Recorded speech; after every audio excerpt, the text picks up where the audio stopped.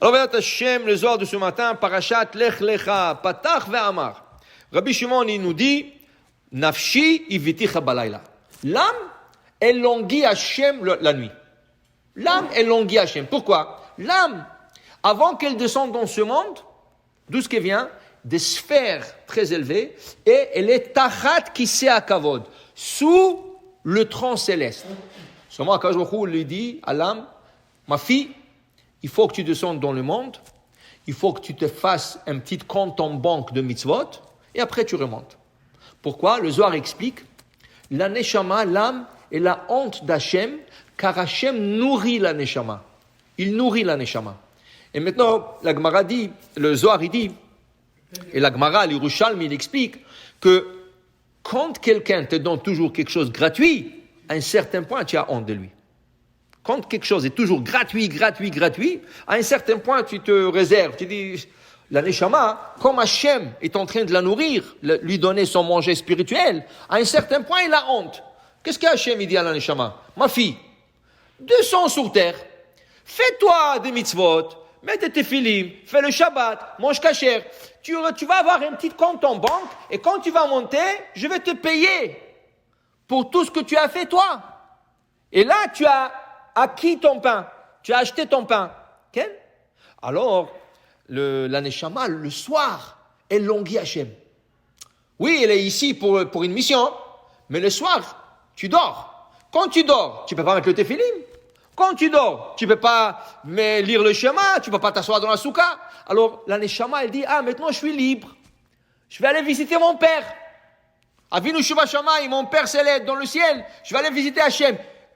Nafshi, iviticha balayla. Hachem, je languis, je vais vous voir. Et là, il veut monter. Et commence à monter. Il commence. Dis, Rabbi Shimon Bar Yochai, Tachazé. Mais viens, je t'enseigne quelque chose.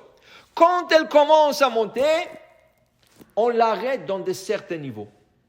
Pourquoi? Il dit d'abord, quand elle sort du corps. D'abord, quand elle sort du corps. Le corps, il dit, tu me laisses comme ça?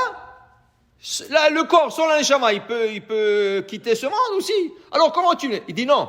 Il dit, Tahazé, viens, je t'explique, quand elle sort du corps, Chadrishimu de kista de chiyuta de liba. Elle laisse une petite empreinte de la neshama dans le cœur. C'est ça qui fait battre le cœur. Le cœur, il continue à battre et il garde toujours le corps en vie.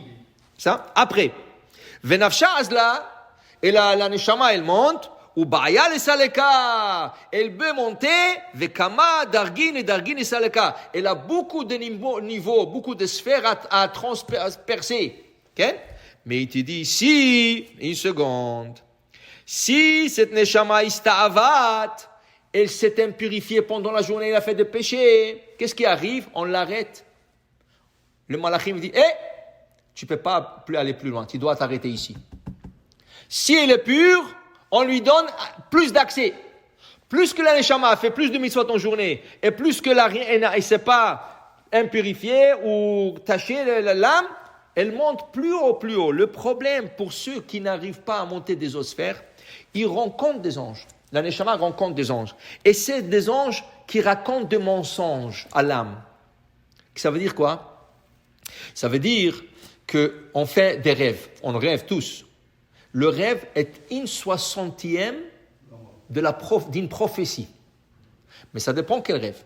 Si ton âme ne monte pas des osphères, elle reste au bas niveau du sphère. Dans ce cas, il y a des anges qui viennent se coller à elle, okay? et lui racontent des mensonges. Et là, ista'avat benayu, elle devient comme impure. Vemilin kadivin. Et c'est des mensonges qu'elle reçoit. Et c'est des messages mensongers qu'elle emmène sur terre. Chez la personne, il fait des rêves mensongers. Deux fois, plus que ça. Deux fois, ces anges lui font peur.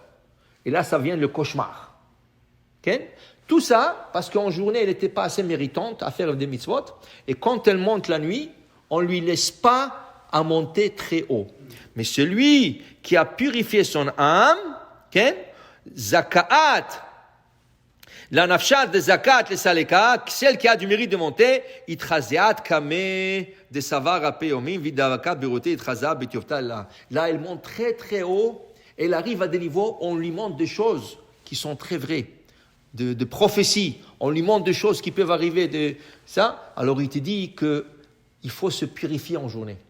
Plus que tu te purifies en journée, le soir, ta neshama, tu lui donnes le mérite de monter très haut et recevoir des messages. Mais moins que tu fais des mitzvot, ou tu fais des averot, tu laisses la chance moins à ton âme de monter à des très hauts niveaux. Alors dis le soir à combien une personne devrait se purifier en journée pour donner le mérite à sa neshama. Baruch Adonai le'olam. Amen ve amen.